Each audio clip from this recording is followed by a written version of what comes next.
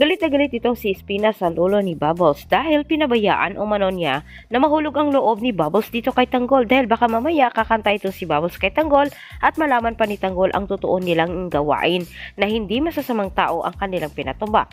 Winawarningan ni Espinas itong si Mayor na kung sakaling mangyari ang kanyang mga pinagsasabi, si Bubbles umano ang mananagot sa kanya. Pero depensa naman ni Tanda, hindi umano lahat ng oras nakabuntot sila kay Tanggol kaya't hindi umano nila masiguro na babantayan niya ito. Hirit niya na bakit umano pinag-iingatan pa nito ni Espinas ang buhay ni Tanggol, gayong sila din naman ang kikitil sa buhay nito. Depensa naman ni Espinas, hanggat mapakinabangan pa umano nila itong si Tanggol ay kailangan nilang pagkaingatan dahil mahalaga umano sa kanila itong si Tanggol. Samantala, pinagbawalan naman ni Rigor itong si Tess na dalawin itong si Tanggol, lalo na ngayon na alam na umano ni Tanggol ang totoo. Ayaw umano niyang maulit ang pagsuway ni Tinding sa kanyang utos. Ngunit kinontra ito ni Tess.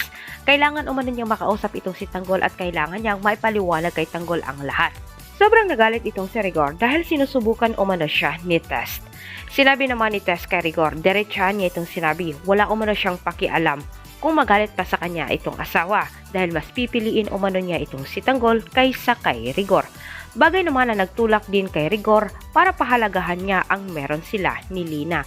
Narinig ni David ang pag-aaway ni Rigor at ni Tess, kahit kinakabahan siya sa posibleng mangyari. Ngayon ilalagay naman ni David ang kanyang sarili sa kapahamakan. Tumakbo sa isip ni David na kailangan umano niyang maunahan itong si Tanggol, kahit gumawa ng paraan itong si David para pumuslit din siya sa mansyon. Ngunit sa kasamang palad, sa pagdating naman ni David sa mansyon, nagkataon din na dumating itong si Mokang at Ramon dahil gusto nilang samahan itong si Don Julio at ipaalam din nila sa matanda ang balak nila na magkaanak. Sa kabilang banda, dumating na itong si Bubbles at Tanggol sa kulungan at ibinalita nila kay Espinas na gawa nila ng maayos ang pinapatrabaho nito. Natutuwa naman itong si Espinas. Kahit bilang pasasalamat niya, sinabihan niya itong si Tanggol na humiling kahit ano ibibigay umano niya dito kay Tanggol. Kaya sinamantala din ni Tanggol ang kanyang pagkakataon para dalawin itong si Lola Tinding. Kanyang sinabi kay Espinas na gusto umano niyang makita ang kanyang lola kahit hindi man umano siya magpakita nito, basta masilip lang niya ang kanyang pamilya. Parang nakakita ng multo ang mga katropa ni Tanggol nang bigla namang lumitaw itong si Tanggol sa Quiapo.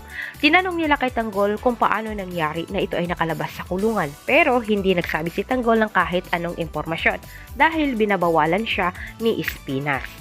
Sa mga oras na iyon, nakauwi na itong si David galing sa mansyon dahil siya napaatras, natakot din siya na baka magkaharap sila ni Mokang at matuldukan ang kanyang pagpapanggap.